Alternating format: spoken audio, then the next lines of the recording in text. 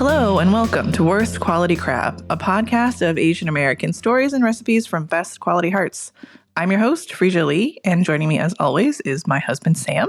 Hello. This episode, we are breaking form yet again. I'm starting to wonder if we even have a form at all. We've broken it so many times already in our short tenure. But we're doing something special. It is Hispanic Heritage Month, and so in honor of that, we thought we would bring on our first non-Asian guest. Our guest this week is Nicole Fox, and she is a longtime friend of the show before there was even a show. She is a longtime friend of mine. She predates Sam, if you're keeping count out there. And she is also our, I would say, like, number one fan and also unofficial guest booking agent. She's brought us two of our past guests. So when we thought about doing a first-time non-Asian guest, she sort of was the obvious choice. And we're really happy to have you here. Hi, Nicole. Hi, happy to be here. Before we get into your dish, not to like stroke our own egos or whatever, but like besides being friends with me since high school, what exactly do you like about our show? Because I ask because you always will text me and be like, oh my God, so relatable. Even when I think it's like something that you are super not going to vibe with, or I'm just like really unsure how it'll be received by particularly you, but also like a non-Asian audience.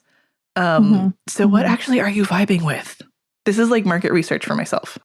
Well, I think in every episode, there's something I've connected with Crystal's episode, when she talked about being an ethnicity within a larger ethnicity, or however you want to frame that. That really resonated with me as a Latina because, you know, ethnicity and culture don't always align in the same ways.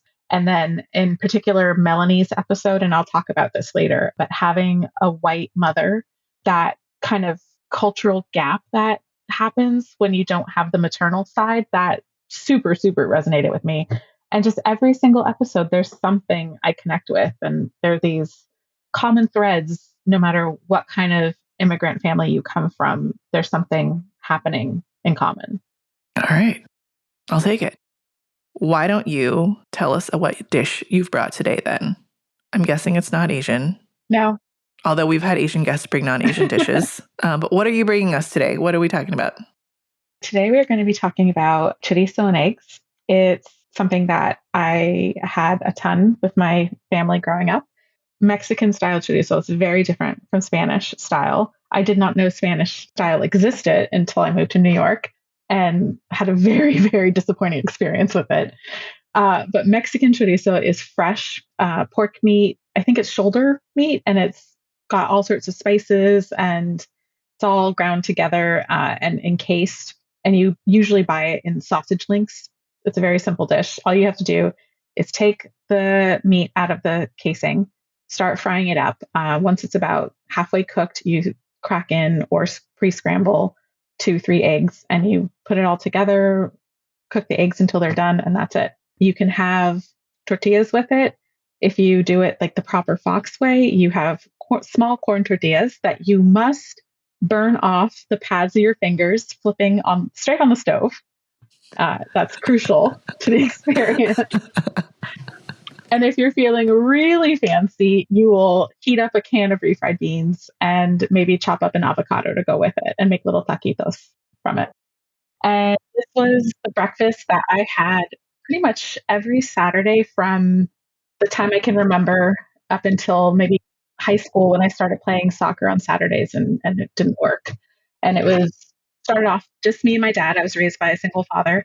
And then once my stepmom came into the picture, it was still usually the two of us. And that's when we started going. There was this restaurant on Mission and like 22nd, La Quinta.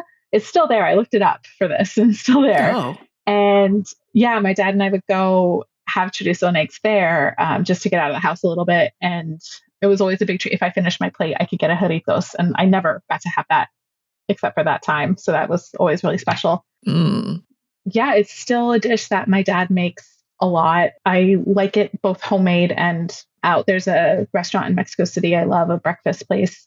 They add in potatoes in it, and it's So good. Oh, you had me at potato. Add a So potato good. to anything. Me and Sydney are sold. Yeah. So, I mean, generally speaking, in a breakfast place, not in New York, but in San Francisco or in Mexico. No offense, New York. If I see chorizo on the menu, I'm ordering that. Damn, this sounds delicious. Why do we not eat before we record the show? This is a mistake that we are continually making. So what's Spanish chorizo like? Spanish chorizo is like a cured meat. Oh. It's like a hard salami. Yes. Yeah. So when I bought it, it was in the section. You know how they have those like pre-cooked sausages? Yeah. Shrink wrapped in plastic. Yeah, I bought it. And I don't know, I should have known because it was with those other ones, but I got it and I got home and I slid open the casing and I was trying to crumble it. Oh no.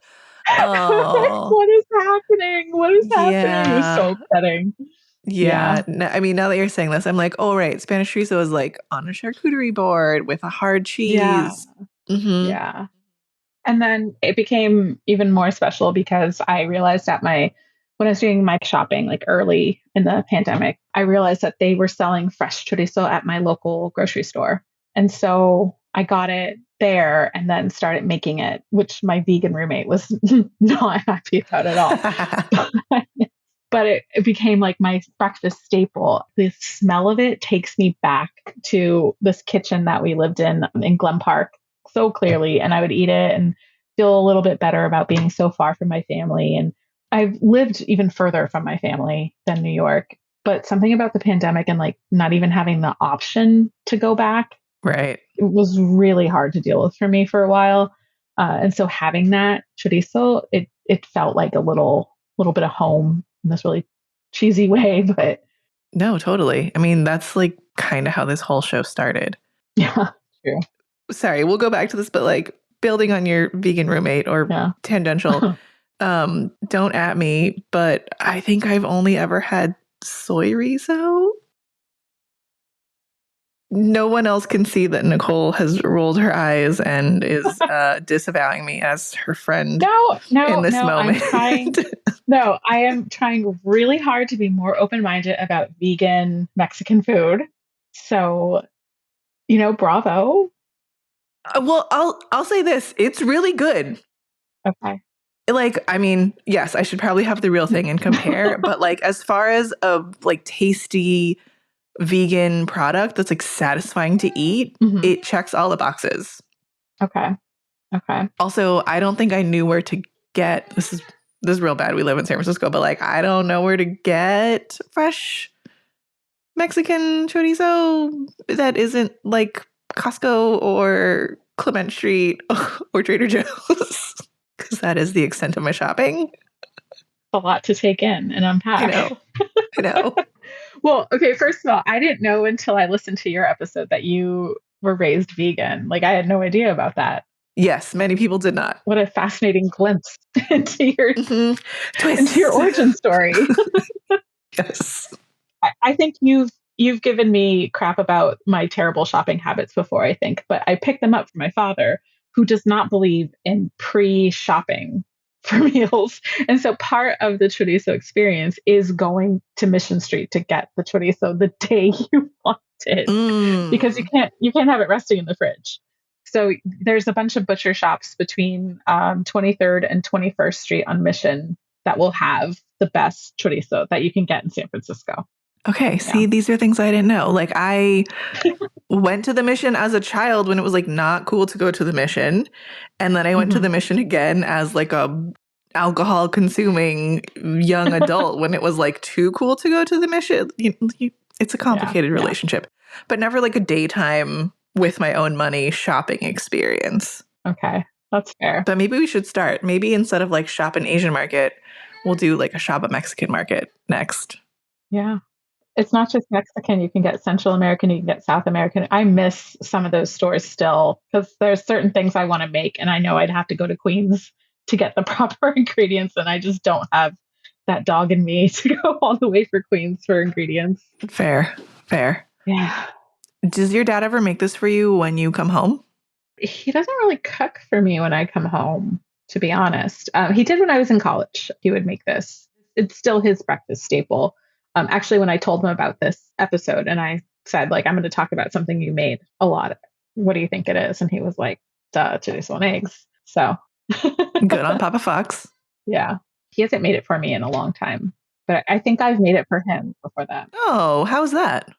It was good. It was one of the, I mean, I must have told you this, but like 10 years ago, I made him something and he critiqued it so badly, I kicked him out of my apartment. Sounds familiar. Mm-hmm. That's just how my dad and I are. But he liked it. He thought it was good. He definitely had opinions about East Coast chorizo. That tracks. Yeah. For him. Yeah. Yeah. Do you still go out to like eat it with him at a restaurant when you're back? Yes. What's it like to go with your dad now, like many years later? It's just part of our story of us, like the Papa Fox Nicole story, like chorizo. This is so dumb. We still like to take a tortilla and like bite eye holes out of it and put it up to our face and say, I'm Batman. Oh my God. It's something he taught me. I don't even remember him teaching it to me. It's just something we've always done. And he did with his father. Mm. And I don't know if my grandfather did it with his father. My grandfather's father was this like terrifying general in the Mexican army. I don't know if they made masks out of tortillas together. I would be very surprised if they did.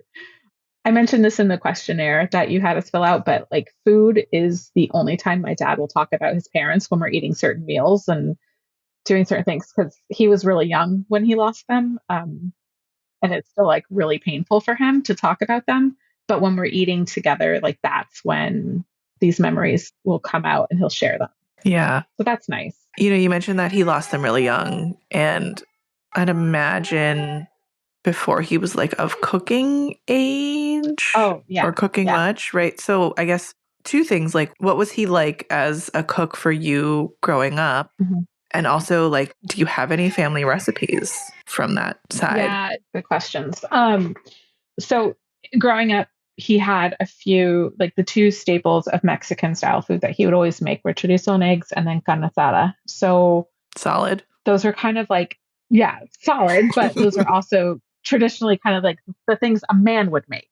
He had his dad a little longer than he had his mom. And so I'm sure he picked them up from my abuelo. And like, that's why chorizo and eggs is like the dish that I brought, because he didn't have anyone to teach him the more complex. Because like my stepmom used to make chilaquiles and I almost brought that, but whatever. It's complicated. It's complicated. But yeah, so my dad only knew these really simple dishes, and carne asada again is like a man's job to cook that. And so that's why he knew that. And we don't have any recipes. My grandmother, my abuelita, was from El Salvador.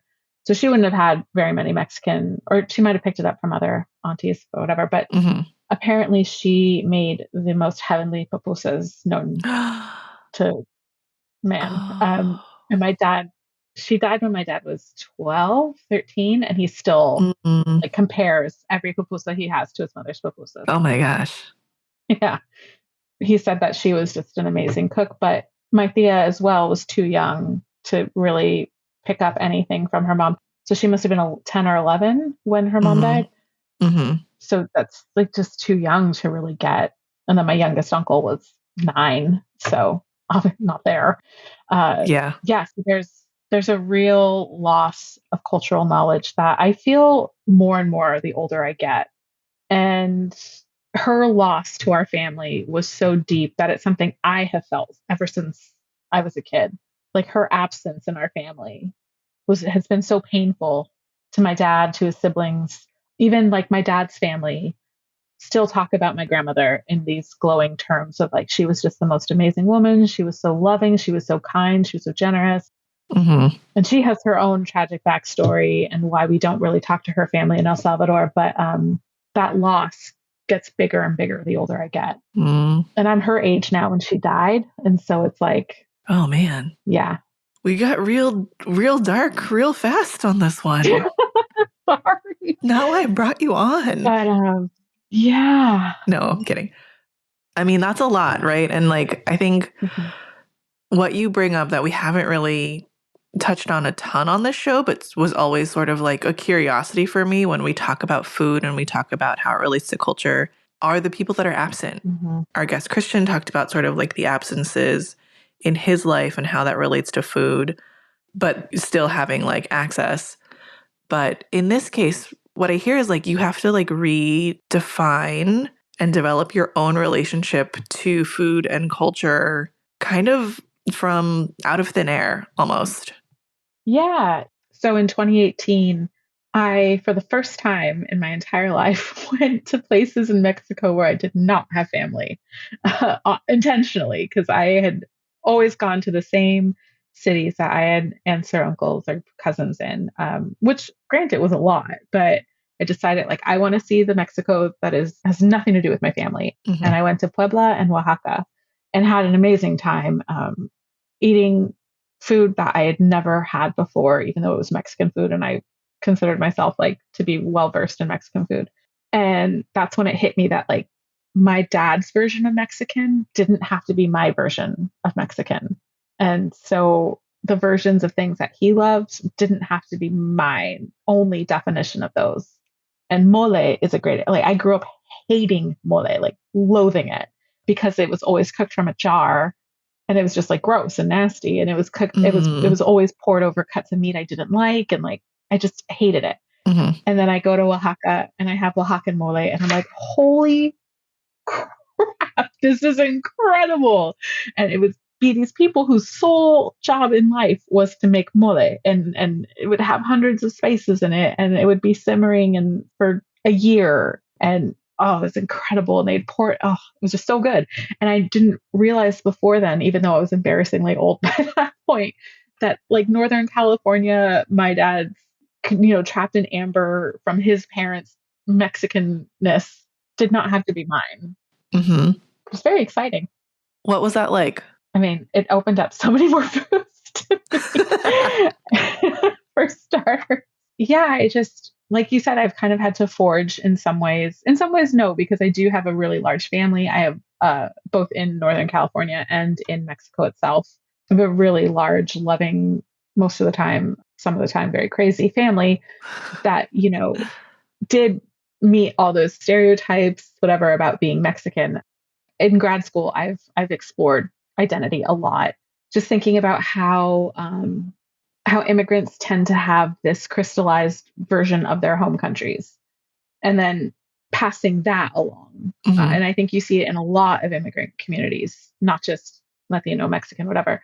And to go to Mexico on my own as an adult and see that it's not like what my dad remembers from the 70s, 80s that he still carries with him. Mm-hmm. And yeah, just like realizing that all the things that I thought made me a bad Mexican daughter, like being told I'm overeducated, being told I'm too feminist, being told I don't sacrifice enough of myself for my family, all these things that not necessarily from my dad, but from the extended family. Mm-hmm. And then going to Mexico and seeing there are women just like me there. Mm-hmm. There's a strong feminist movement. There's just a big thing about legalizing abortion or decriminalizing abortion in Mexico. And I think that's also one of the things that when you don't get to go back to your home country enough, you don't see that there are Mexicans doing everything. Mm-hmm. Because it's Mexico. I don't know if that it's kind of hard to put into words, but like here in the States, you want to find your Latina therapist or your Latina teachers.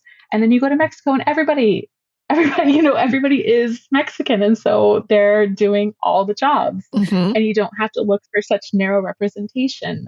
And that's the privilege too, I should say, of being able to go back and forth to the country of your origin. Yeah. That's not a privilege everybody has. Yeah. Like for immigration status, for, having the right documents.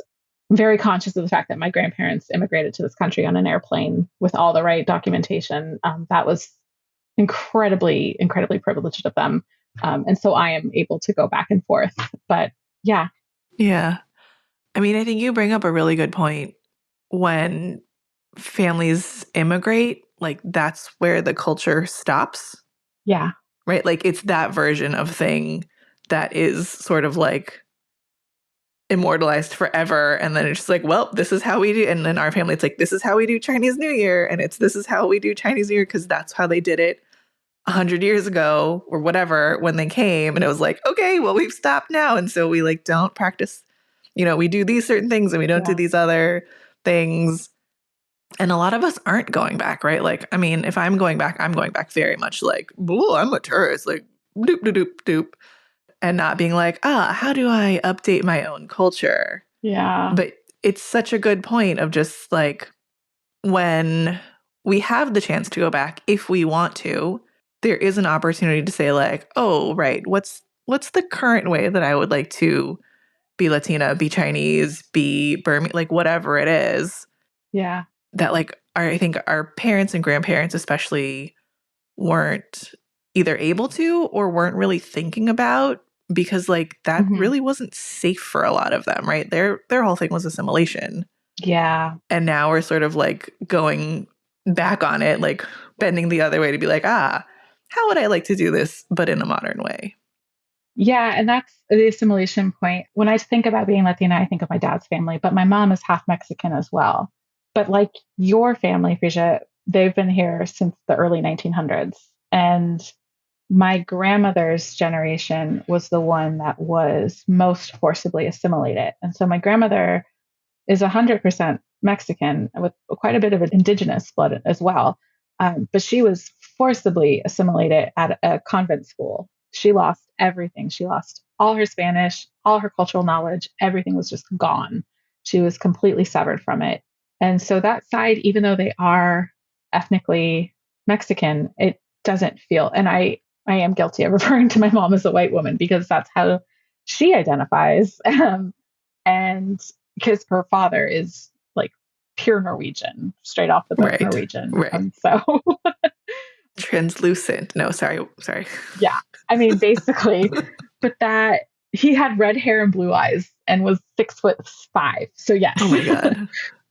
And his name was Thor. So wow. But yeah, that side was, I forget that part. Yeah. That side was so assimilated that I don't even think of them as Mexican anymore. And one of my aunties on that side, she married a Nicaraguan man, and she's been trying to relearn the culture. And it's really sad. It's really sad. Having to Google your own culture is kind of heartbreaking. Yeah. But it's also empowering to know that there are at least these tools that you can use to reconnect. To bring it back to food. Yeah. Because we always do. How has this informed you as a grown-up cook? Yeah, I was terrified to cook anything Mexican for a very long time. And only recently I bought myself this cookbook by this guy who does some of my favorite restaurants, both here and in Mexico City. And I've been steadily working through it. And some of it's way too hard for me, but some of it I've been having a lot of fun with. Like I've been making my own tortillas. One of my aunties in Mexico likes to say that the mass production of tortillas was like the biggest step for feminism in Mexico. Oh, shit. And I never really understood that until... Yeah. Oh, shit. Yeah. Until I made my own. And I'm like, this is easy, but also so time consuming. Yeah. Yeah. Damn. Oh, man. It's one of those things you don't really think about in terms of like a political movement. But yeah. No, not at all. That one's going to sit with me for a while. Fuck. And, there's a chorizo recipe in it that I'm really tempted to try one day. I've made my own frijoles with it, beans. I've made soups, and I've also thought more intentionally about what corn means to me as a Mexican person, as someone with indigenous heritage. Like corn was a huge part of the culture pre-conquest and to some extent after, and just trying to get heritage corn kernels for things and just, just thinking about corn in a new way. Mm-hmm. How does this, I guess, kind of retroactively reframe your childhood and your dad's cooking, if at all? Oh, I mean, yeah, it definitely does. I think getting older and seeing the culture through new eyes, I mean, my dad's, I love him dearly, but he's very traditional and machismo. And for him to even cook at all, I think, was him pushing through something. even after he married my stepmother, he still cooked. And he usually cooked more what we would consider like American dishes, because that's what he knew how to do. Mm-hmm. And even then, he's still like he likes simple things to make. He doesn't have the patience for anything else. But he's also like a meat guy. yes, he's a big meat guy. And so he's happiest at his grill for sure. But I appreciate that we went to a lot of Mexican restaurants as a kid, so that I could at least get it that way, and that he recognized the need for things beyond chorizo and carne asada.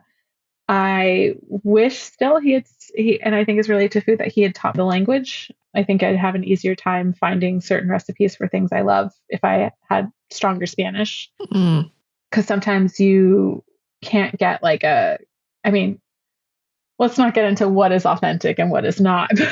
I mean, we could. We will. It's harder to get like a home style recipe in English than it is in Spanish. Right. Yeah. But I mean, again, as I get older, my dad was so young when I was born. He was 19 and a half. And I can't imagine taking care of another human being, because my mom dipped pretty soon after I was born, but I can't imagine having this completely dependent being kind of just, I'm like 42. If I had a baby now, I'd be a child mother. Like, no. I've had 3 of them, and I cannot fathom A, doing it alone, or B, doing it when I was just a bumbling idiot. And that was me in my 20s. Yeah, I mean, I think I do say that my dad and I grew up together, because like his brain was not fully formed when I was born. Right. And I guess, has his cooking evolved? no. Oh. I mean, he's perfectly happy with the level of cooking that he does. He does now cook a fancier cut of steak for sure, but he loves going out to restaurants and doing all that. Yeah. Something that I had never really thought that we would talk about, but I can't not, now that you brought up the Mission and eating in the Mission. Mm-hmm. But what's it like eating Mexican food in New York? What an interesting question. I will give New York this. Eating Mexican food in Seoul was much more horrific than eating Mexican food in New York. That says nothing. Yeah, it's gotten better. It's gotten a lot better. I've been in New York for 7 years, and in that time, I feel like there's been a much more visible and active Mexican community. Like it used to be, there was a community in Staten Island, there was a community in Sunset Park, and that was kind of it felt like. And now there's a much bigger Mexican presence in East Harlem. There's a few good taquerias in East Harlem now. There's random trucks that are pretty decent. Kind of all over the place, which is nice when you want to just get a taco and not have to pay $1 million. There are 2 on the fancier end Mexican restaurants that I love. They're the bougie Mexico City style food that it speaks to me. And I love going there. But yeah, I mean, I guess if I wanted for lack of a better term, Mexican diner food, if you would, just a plate of enchiladas or something, I feel like I do have to go to Queens or home, come here, Brooklyn or home in order to get that. Enfrioladas are something that I could never find in the States. And I would love, I think I could probably find them in San Francisco, but I haven't been able to in New York. So if any listeners out there know where to get enfrioladas in the 5 boroughs, please let me know. But yeah, it's been an adventure. I think I've been disappointed. I've been bitterly disappointed. They can't do burritos here to save their lives, try as they might. Oh, yeah. When Sam and I were dating long distance 100 years ago, we would sometimes order in Mexican, and it was more like a fajita kind of build your own situation. Yeah. And it was so, so good. But also it was Mexican Chinese combo. And I'm pretty sure that everyone that cooked in there was Chinese, but it was very tasty. And I was just this is kind of wild, but also it's hitting right now. So no complaints. Yeah. But I mean, I remember having it and being this is good. This is taste equivalent to being here in San Francisco. which I consider to be pretty good for the States. And then when everyone would like dunk on Mexican food in New York, I'd be like, oh, well, here's where you got to go. It's a little like Chinese Mexican spots. What's the difference you would say between like a New York burrito and a San Francisco burrito? One is good. The other is New York. Yeah. Also, this is so petty, but it drives me nuts. They don't wrap the burritos in foil here, generally speaking. Oh my God.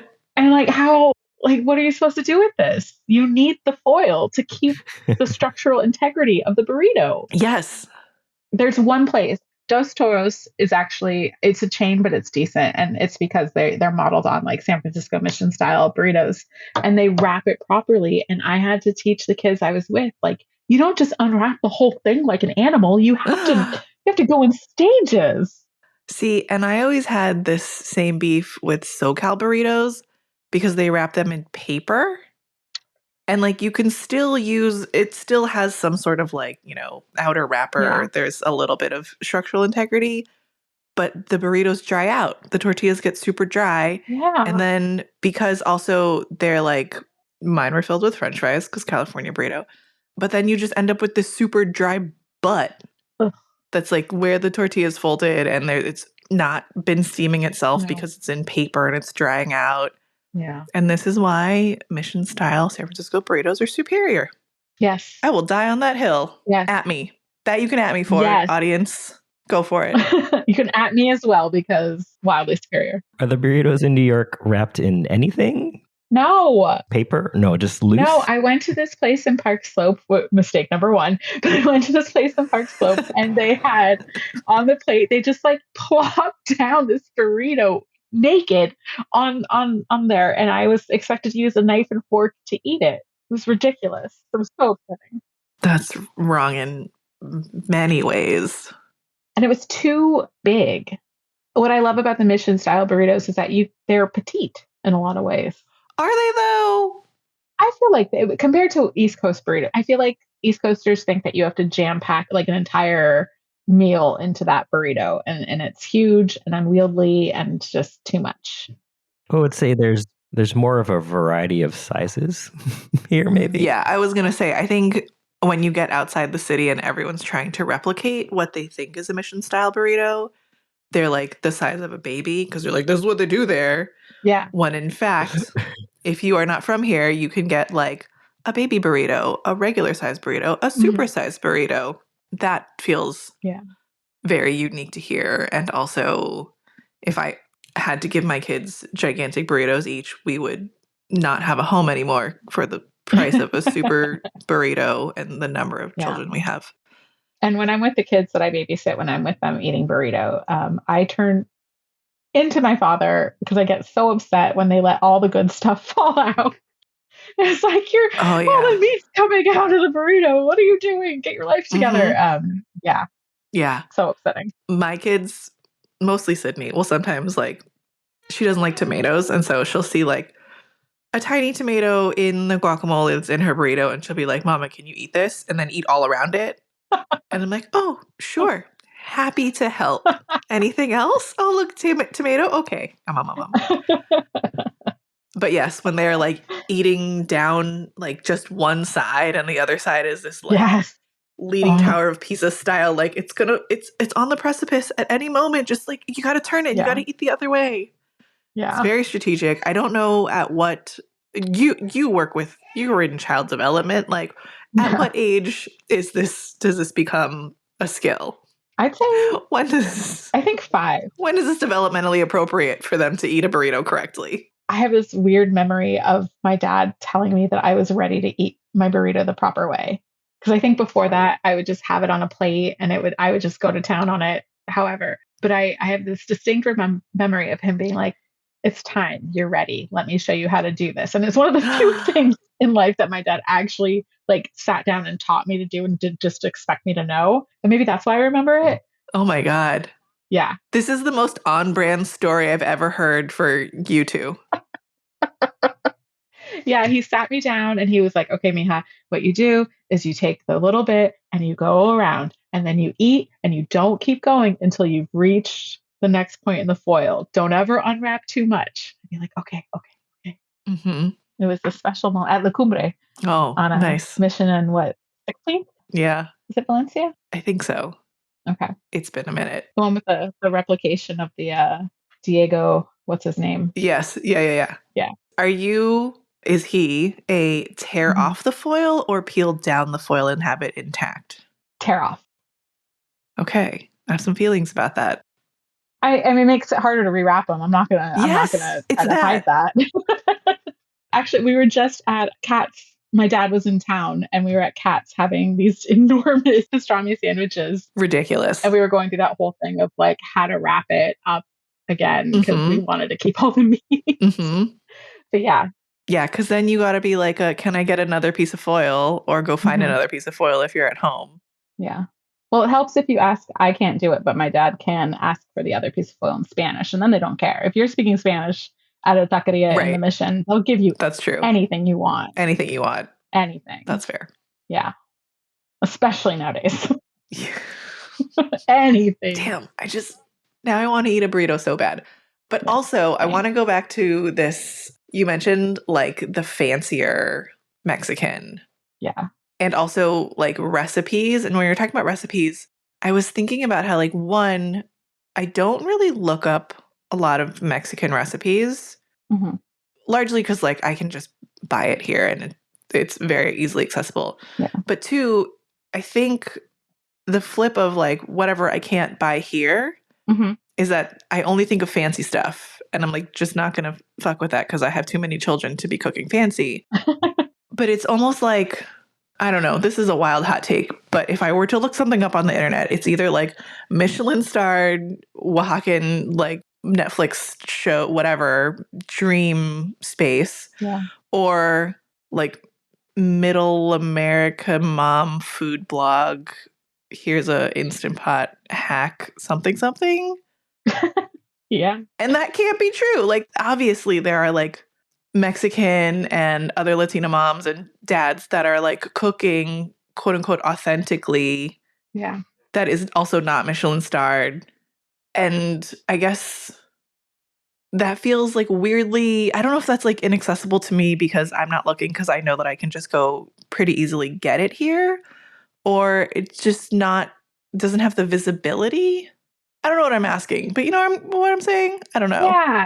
Yeah, I do. And I think you'll have to link in the show notes. The cookbook that I have is called Tu Casa, Mi Casa.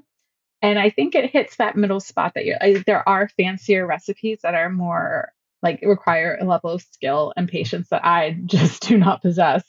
But there's also recipes there's the one I'm thinking of in particular, this chicken soup that is so good. Oh, I love it so much. And it's got this delicate flavor to it. You have to get this one particular herb.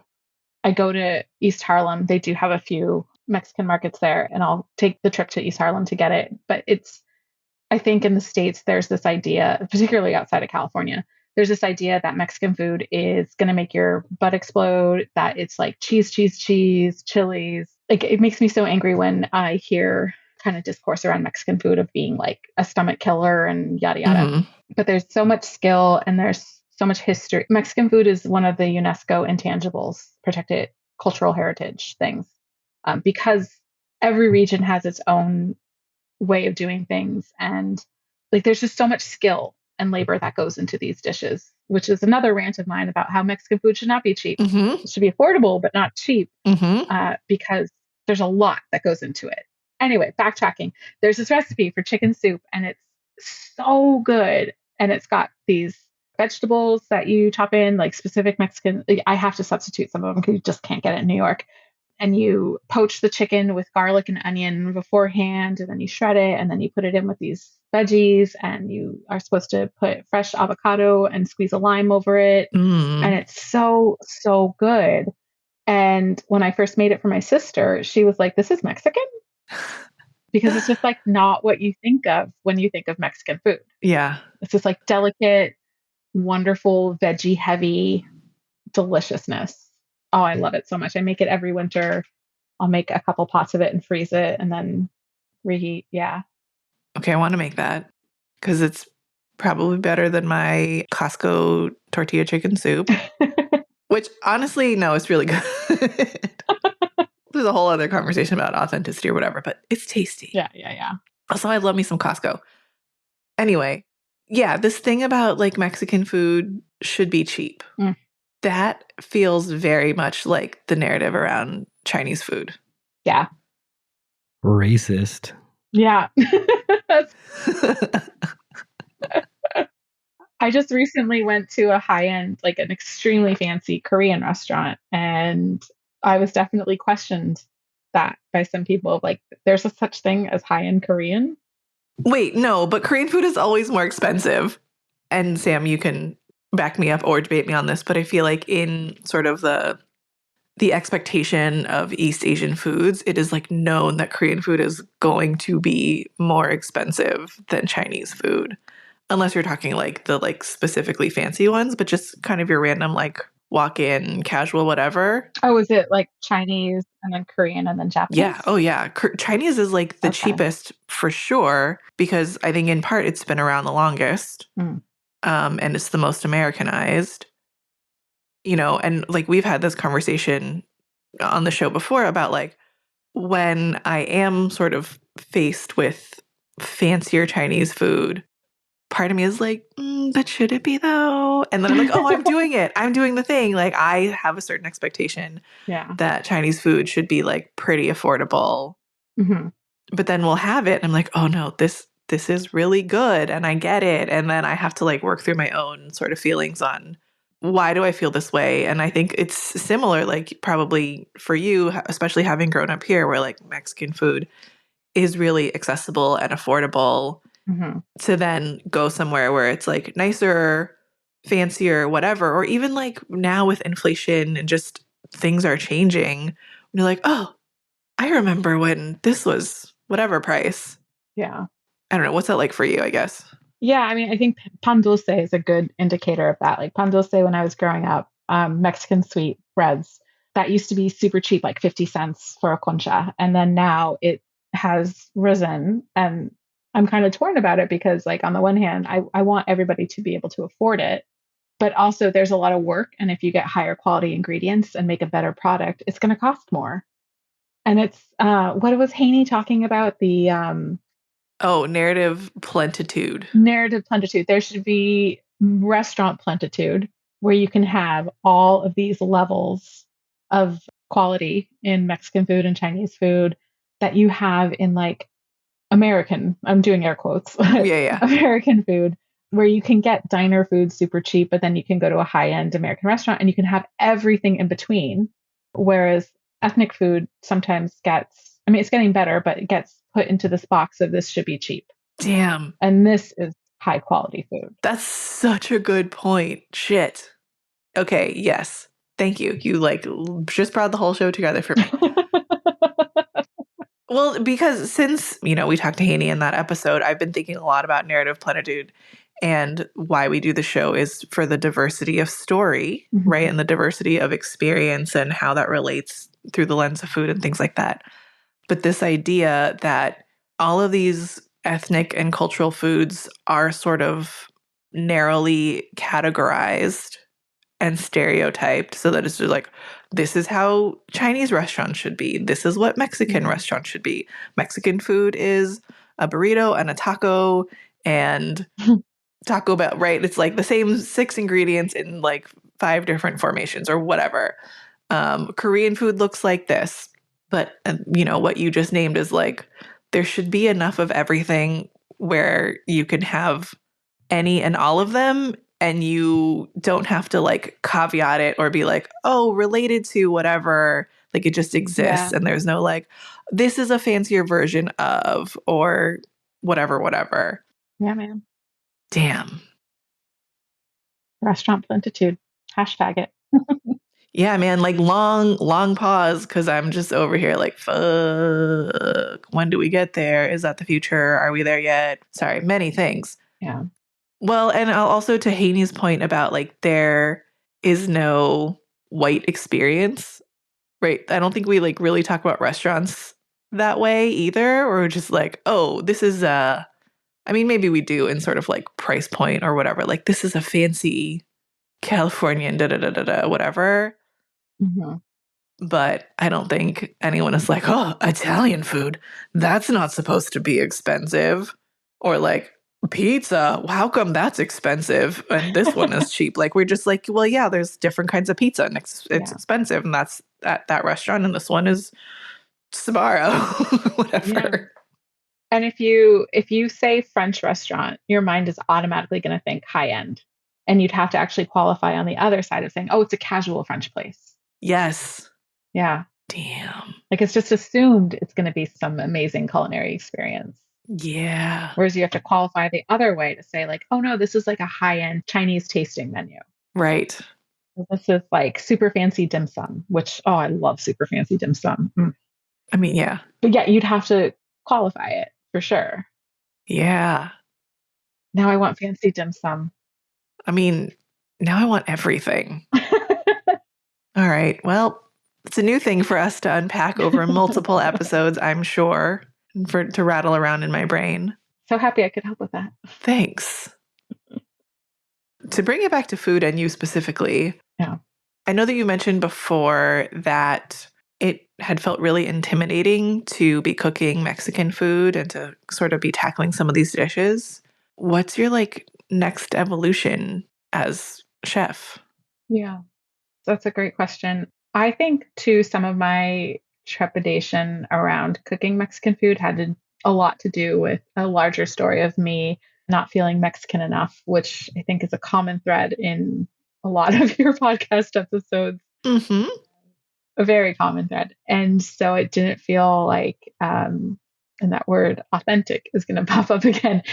I didn't think I had the authentic recipes because they didn't come from my family and I didn't speak Spanish and all these things. And it all resulted in me being terrified of making Mexican food. And now post traveling more in Mexico on my own and coming up with my version of what it means to be Mexican, Latina, Chicana, I'm much more open now to trying out things and not having to have it be measured up against some imaginary standard of Mexicanness. And I think this has come up in your show before where if I cook it, it's Mexican or Mexican American rather, just by virtue of me being the person to cook it. And so there's a lot of freedom in that of just, this is going to turn out however it turns out. And I made it and that's pretty awesome. I love that. But is there anything else that you want to talk about that we haven't talked about today? I wish there was more accessible Mexican food in New York. I wish it was on every street corner. I spent the first 4 years in New York living in a Dominican neighborhood, which felt like Mexican adjacent. And now I'm in Harlem, which is the lovely Central Harlem, which is lovely in its own way. But there's like no Latino-ness in this neighborhood. And I definitely miss being near that constantly and practicing Spanish in stores. And I'm wondering this now that you've said this. Like, I wonder how your move to New York, I mean, you've lived all over, right? But like growing up in San Francisco and having like a very large Mexican community and just like larger, broader Hispanic community, I sort of wonder how moving to New York has influenced your own relationship to your Mexican enoughness and your identity because it is in a lot of ways so much more diverse there and the exposure is less. Like I guess I wonder if that gave you sort of more freedom to claim it and like feel like you could do it however you wanted because there wasn't like all of the mission sort of screaming at you of how to be. Yeah, there's not an easy answer to this question because I think that like when I first moved, my experience was overwhelmingly white. I taught for the first time at like an all-white school, pretty much teaching staff. And I was at Teachers College, which is, it's diverse, but it's not. Sure. But it is, but it's not. And I felt I missed that because the last place I taught in San Francisco was a majority Latinx staff, mostly Mexican Americans. And I felt very at home there. And strangely enough, I felt that when I moved to New York, I still wasn't the right kind of Latina. I was too white and that they were not, because most of the Latinx population in New York tends to be Caribbean, I felt even whiter than I had in California. I felt like, at least in San Francisco, there were many other Mexican Americans who looked like me. Whereas I come to New York and it's mostly Caribbean from Puerto Rico and DR in particular.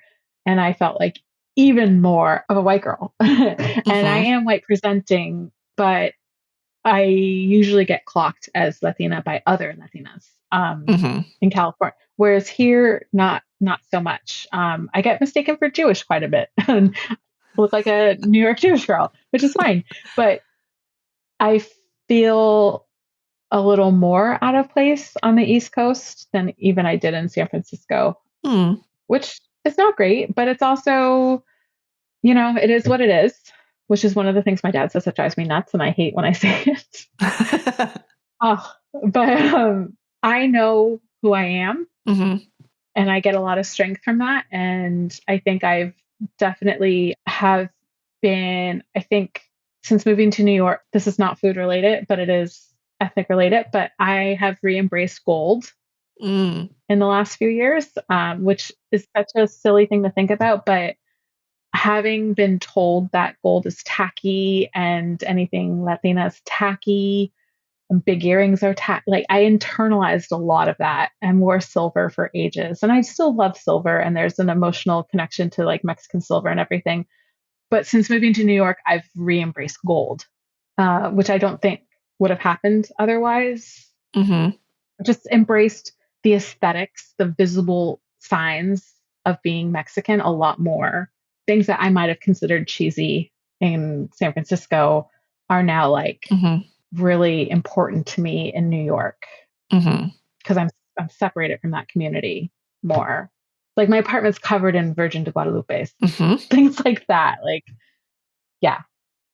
I relate to this in some way, that specifically around like gold and jewelry, in that, not that I would ever wear my wedding jewelry, because I just wouldn't, but I think that like I've also, and probably many of us have sort of embraced, I don't want to say renounced, that is harsh, but like moved away from this idea of like gold and jade, because it's like either too traditional or like too stereotypical for Chinese culture. And, I have some things that I don't wear, in part because like they're nice and kids, whatever. But it is a thing of like, how will this read in even a diverse room, right? But like, how does this read to a white audience, for lack of a better term? And is that like the story that I want to tell, whatever perception they have of that? Yeah.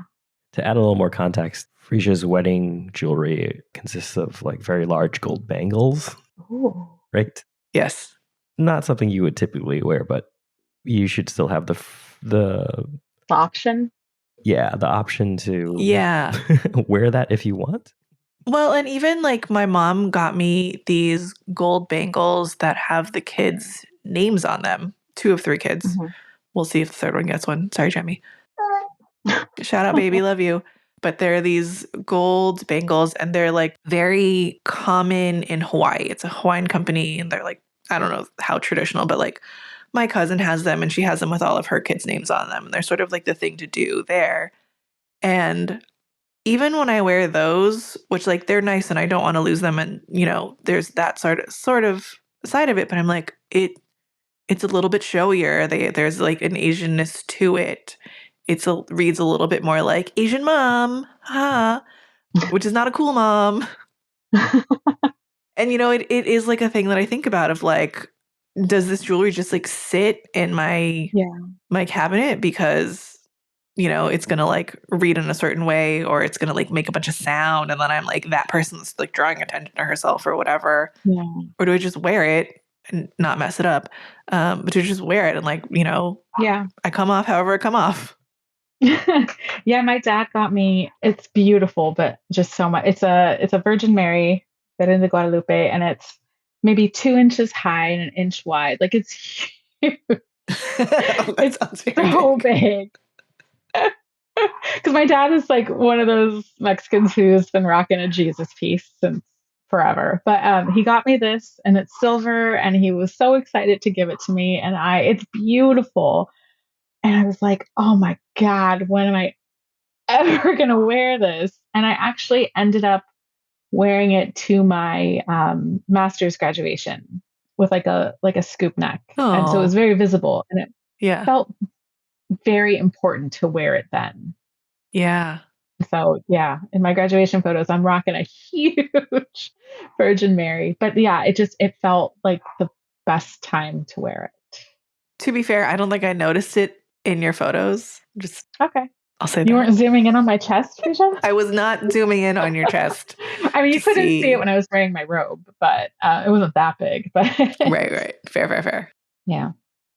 We got pretty far off of food at some points, but I do feel like a lot of this is very relatable to a lot of the Asian experience. Some of it specifically mine. I think some of it, like probably for a lot of our listeners, will be relatable around like what does it mean to have a loss of family member that is a loss in culture, and when do you present too much of something that you're not enough of another thing? Like definitely story of my life.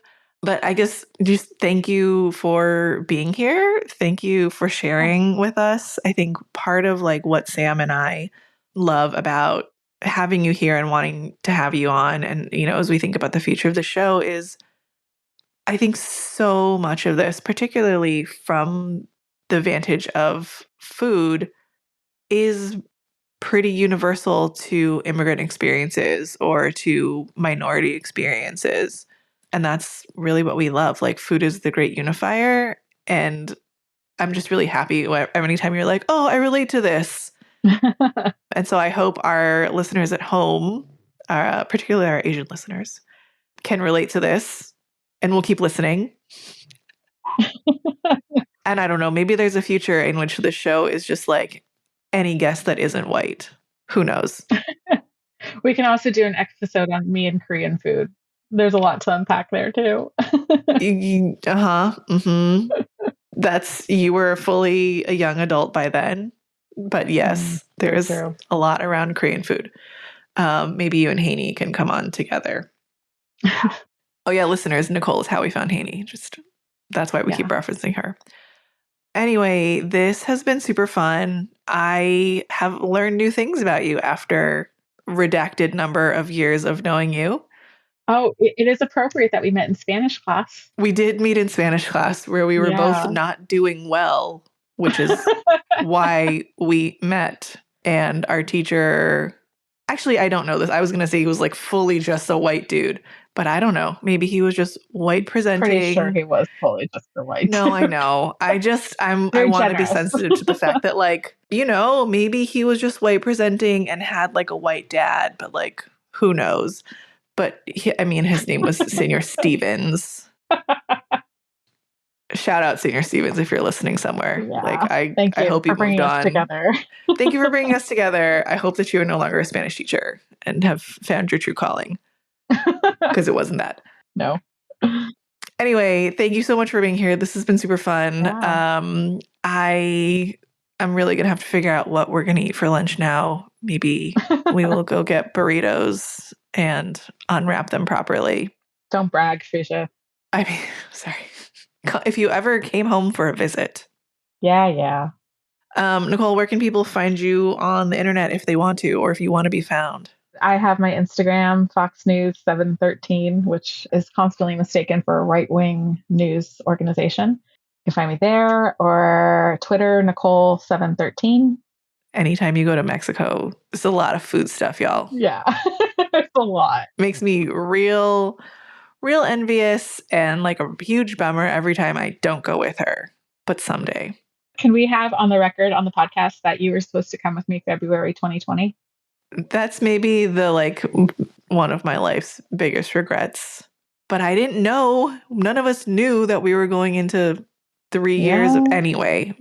Look, we'll go, okay? We'll go. Yeah. And you can take me to all the places, and you could take me to all the stars, and we'll eat all the things. Yes. All right. I will put that on the record. I will commit that on the record that I will join you in Mexico City and wherever else, and we will eat all of the things. Yes. Okay. Okay, great. Binding contract. Binding contract. Anyway, thank you again. Thanks for having me. We loved having you here. Listeners at home, if you would like to cook chorizo and eggs, it's not really a recipe, kind of like our spam, eggs, and rice episode. So we'll put a little note about how Nicole likes to cook hers and any other tips that she's got for us. Otherwise, just go out and cook it, man. And I think on behalf of Nicole, if you are in the vicinity of a really great burrito, go eat one for her sake. Yes, please. Pour out a little bean and rice for her from your burrito. Not the meat, though. Don't waste the meat. Not the meat, though. Yeah. Or protein of your choice. Yes, or protein of choice. And until next time, thank you all for listening. We'll be back with an Asian guest. Happy Hispanic Heritage Month, y'all. Yay. See ya.